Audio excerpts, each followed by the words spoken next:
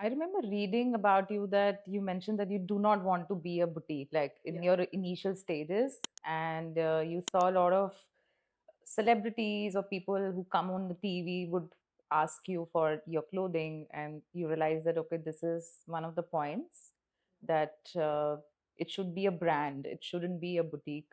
Do you want to also reflect a little learning from that time? When I started, because it was Khara Kapas, it was pure cotton, and I knew that I will always do cotton. And I realized cotton is very understated in India, and Yeah. Indian people will probably, women especially, probably may not value it so much. And that's what everybody told me, that you can get cotton in Fab India, you can get cotton in Anoki, anywhere. Like there's so many cotton shops. Why would people buy cotton? I knew that I wanted to do my style. I wanted to make it fashionable. I wanted to make it trendy. It is So you comfortable. were your own customer in a way, Yeah, right? I was my own customer. Okay. And I decided I'm going to work with Etsy. Etsy used to be like this marketplace. It's still there, I think. And that I will only ship outside India. I was so nervous writing my first mail. I still remember my first customer. If she listens to this podcast, Madhushri Ghosh, she was one of my initial customers. She was in the US who bought the first dress from me, and it was through Etsy. And she's still a customer. We're still friends. We still talk. So we're very well connected now also. Um, but I realized that Indian market gave me such a good response. I launched it on Etsy first.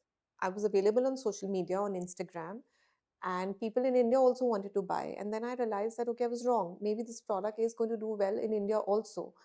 And with celebrities, PR sourcing requests coming, and celebrities wanting to buy, to source and buy pieces, I realized that we have to be available to anybody and everybody. And the only way of doing that was online.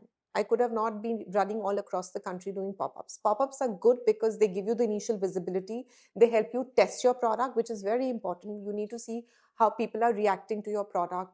Consumer feedback is extremely important. So you need to understand whether this is working, on what body type it's working, who's your kind of customer.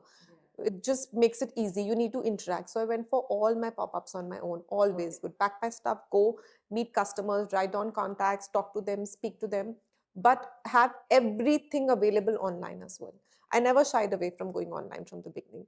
So it became very easy because we gained our customers, we had the database, people started liking the product. So for us to go to expand online was easier and happened very fast.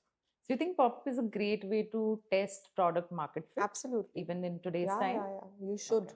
Because stores is a luxury which comes later, especially if you don't have funding or if you don't have ancestral money that you can put, or your daddy is not giving you a lot of money, which is, there's no harm. Of Yeah, course, yeah, it's yeah. good Of if you're course, lucky enough to huh, you're have that. lucky, But right?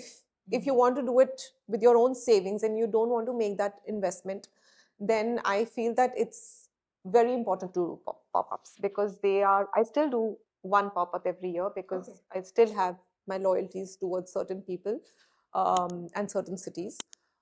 So I think what happens, you get a lot of feedback, you understand what product is moving, how pieces are looking. Uh, in general, you will come and you'll see, and even listening, overhearing conversations. Okay, iski sleeve lambi hai. This style is probably, the neckline is not going. You always don't have to be arrogant about, okay, this is my product, I'm only going to do this, I'm not going to make changes. That's not smart.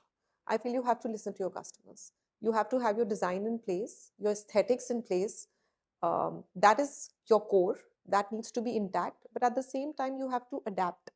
You have to know what's happening in the market, what is small changes, product improvisation, which is something I realize is very important, and everybody has to do it. Bigger brands do it, your tech companies do it, your consumer products do it. Everybody does consumer improvisation. Without that, it's very difficult to make a premium product. So those And you smart still listen cues, to those feedbacks even till absolutely, now. yeah, yeah. It's very important.